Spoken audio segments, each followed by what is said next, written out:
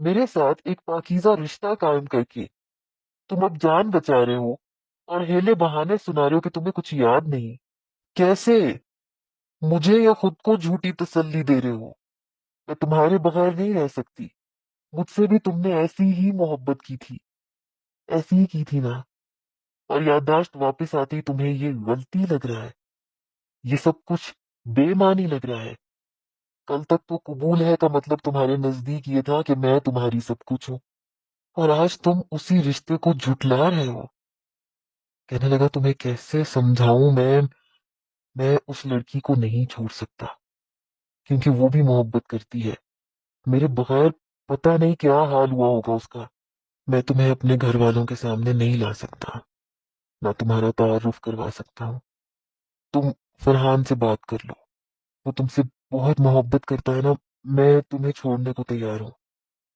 اس کی باتیں میرے دماغ پر کوڑے کی طرح سے لگ رہی تھیں، میری آنکھوں سے آنسو بہ رہے تھے۔ جیسے اس نے اپنا ہاتھ میرے آگے بڑھایا، میں نے پیچھے جھٹک دیے۔ میں نے کہا مجھے ہاتھ مت لگانا۔ کہنے لگا پلیز مجھے سمجھنے کی کوشش کرو، میں اس کے بغیر نہیں رہ سکتا، وہ میرے بغیر نہیں رہ سکتی۔ بہت مشکل سے میں نے اسے پایا ہے۔ میں نے کہا ہاں تم نے اسے بڑی مشکل سے پایا ہے، اسی لیے تمہیں اس کی قدر ہے، لیکن میں تو تمہارے لیے کسی پکے ہوئے پھل کی طرح آسان ہدف تھی، جو بڑی آسانی سے حاصل ہو گئی، اس لیے مجھے چھوڑنا بھی آسان ہے۔ کہنے لگا بائی گاڈ منسا، مجھے کچھ بھی یاد نہیں تھا، میں جھوٹ نہیں بول رہا، میں تمہارے ساتھ کبھی بھی ایسے نہیں کرتا۔ میں نے کہا لیکن کر چکے ہو نا؟ کہنے لگا تم فرحان سے بات کرو۔ میں نے کہا شٹ یور ماؤتھ، دفع ہو جاؤ یہاں سے۔ یہ کہہ کر میں نے اپنے دونوں ہاتھ اس کے سینے پہ رکھ کے اسے دھکا دیا۔ وہ گرتے گرتے بچا۔ جاؤ یہاں سے، نکل جاؤ۔ میں روئے جا رہی تھی۔ وہ کہنے لگا میری بات کو سمجھنے کی کوشش تو کرو، لیکن میں نے اسے دھکے مار کے گھر سے نکال دیا، دروازہ بند کیا اور آگے کھڑی ہو گئی، پھوٹ پھوٹ کے رونے لگی۔ میں نے کہا تم میری کمزوری نہیں ہو فائق، تم میری کمزوری نہیں ہو، سمجھے نا؟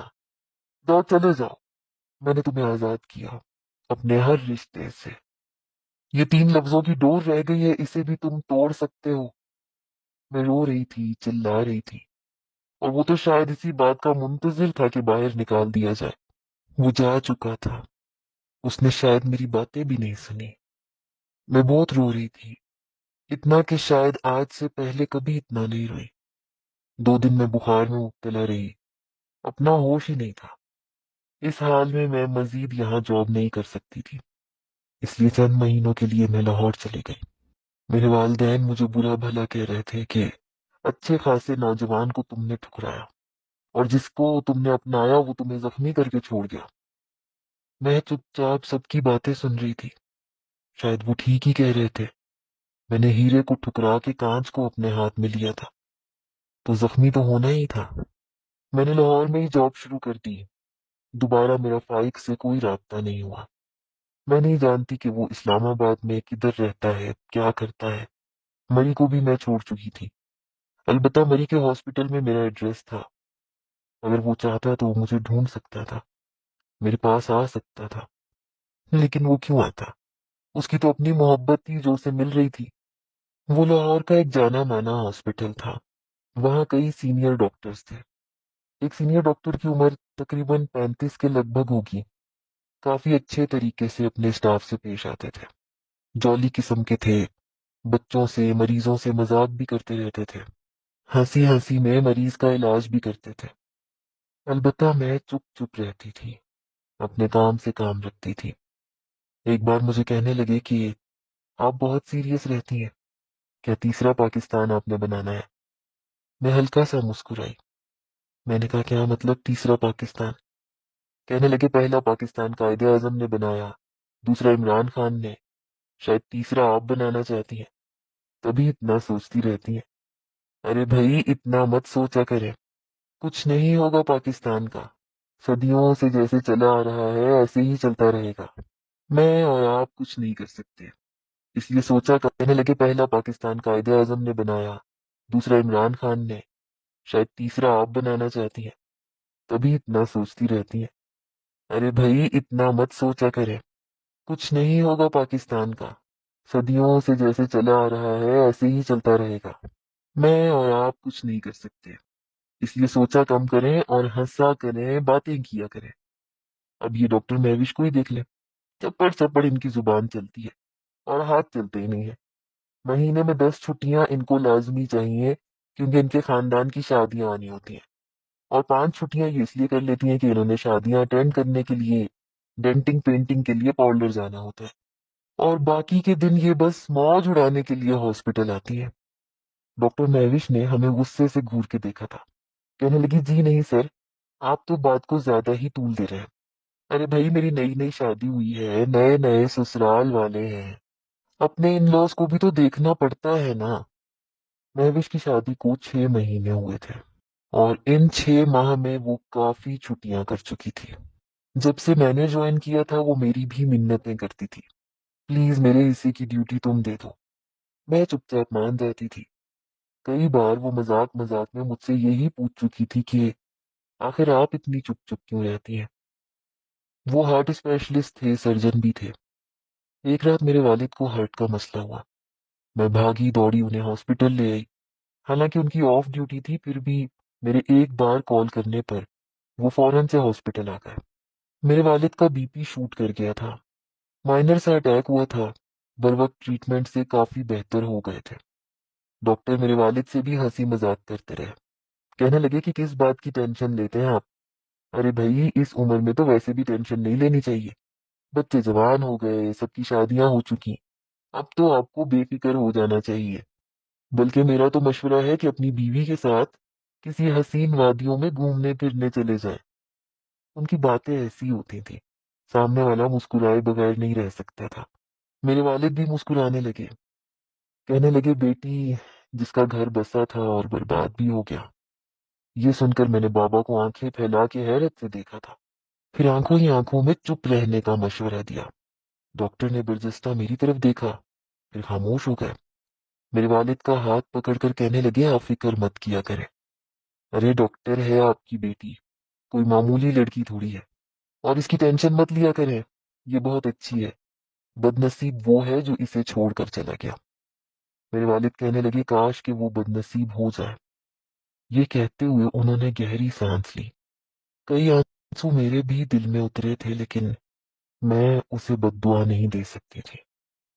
چند دن میں میرے والد کی چھٹی ہو گئی، ڈاکٹر ذکی اکثر ان سے ملنے آنے لگے۔ عمرے کے لیے جانا چاہتے تھے، لیکن مسئلہ یہ تھا کہ جس محلے میں ہمارا گھر تھا وہاں کا ماحول کچھ اچھا نہیں تھا۔ میرے والدین مجھے اکیلا چھوڑنے پہ راضی نہیں تھے، کہتے تھے کہ مری کی بات اور تھی، ہاسپٹل کے پاس ہی کاٹیج تھا، سیف سی جگہ تھی، لیکن یہ جگہ تمہارے لیے سیف نہیں ہے۔ میں نے کہا مجھے کچھ نہیں ہوتا، آپ اطمینان سے جائیں۔ ظاہر سی بات ہے ڈاکٹر ذکی بھی ہمارے گھر آتے جاتے تھے، تو اس لیے میرے والد نے ان سے بھی ذکر کر دیا۔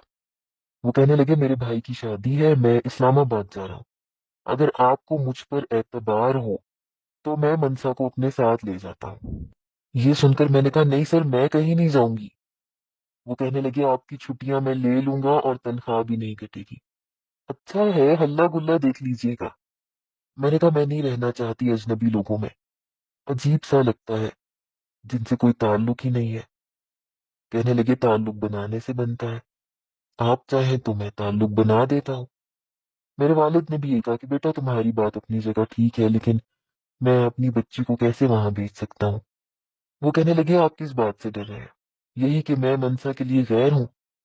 پھر میرے والد سے کہنے لگے آپ چاہیں تو میں غیر نہیں رہ سکتا، دیکھیں میری بیوی کا انتقال ہو گیا ہے، میرا ایک بیٹا ہے جو 5-6 سال کا ہے، میرے والدین کے پاس رہتا ہے، اگر آپ کو کوئی اعتراض نہ ہو تو میں منسا کا ہاتھ آپ سے مانگنا چاہتا ہوں، میں اسے بہت خوش رکھوں گا۔ میرے والدین کو ڈاکٹر ذکی ویسے ہی پسند تھے، لیکن میں سوچ میں پڑ گئی، اس لیے کہ میں ابھی تک فائق کے نکاح میں تھی۔ میرے والدین کہنے لگے کہ ہمیں کوئی اعتراض نہیں ہے۔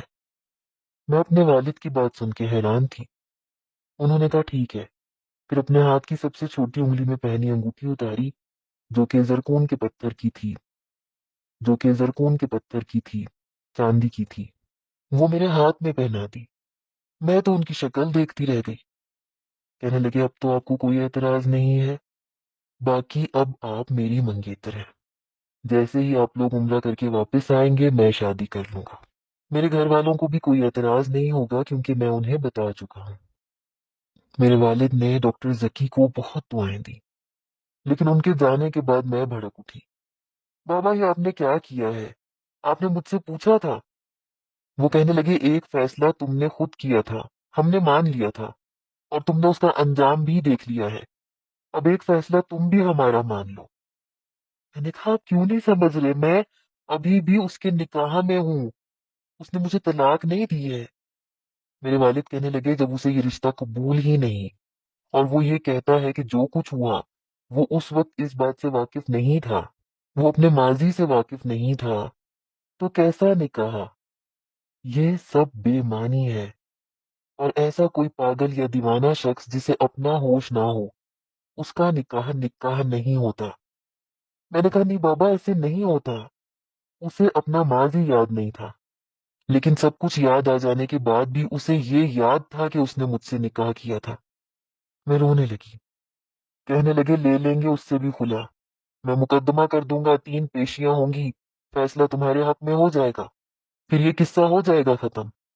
جیسے ہی میں عمرہ کر کے واپس آؤں گا یہ قصہ ختم ہو جائے گا، تم خاموش رہو اور ذکی کے ساتھ جاؤ، وہ اچھا انسان ہے، اس کی فیملی سے ملو۔ اکیلے رہ کے پاگل ہو گئی ہو، ہر وقت اس بے وفا شخص کو سوچتی رہتی ہو، اس کے لیے آنسو بہاتی رہتی ہو، جسے تمہاری پرواہ تک نہیں ہے، جس نے پلٹ کے تم سے نہیں پوچھا کہ تم زندہ بھی ہو کہ نہیں، اور وہ اپنی زندگی میں مگن ہو چکا ہے۔ بہرحال میں اپنے والدین کو مزید تکلیف نہیں دینا چاہتی تھی، اور اپنے والد کو تو بالکل بھی نہیں۔ میں نہیں چاہتی تھی کہ میری وجہ سے انہیں پھر سے کوئی عارضہ پیش آ جائے۔ وہ پہلے ہی دل کے مریض تھے، ذرا سی بھی ٹینشن ان کی جان لے سکتی تھی، اور میں یہ نہیں کر سکتی تھی۔ اس لیے جیسے ہی میرے والدین عمرے کے لیے پاکستان سے روانہ ہوئے، مجھے مجبوراً ذکی کے ساتھ اسلام آباد جانا پڑا۔ لیکن جیسے ہی میں اس کے بنگلے میں داخل ہوئی، سب سے پہلے اس کی والدہ انتظار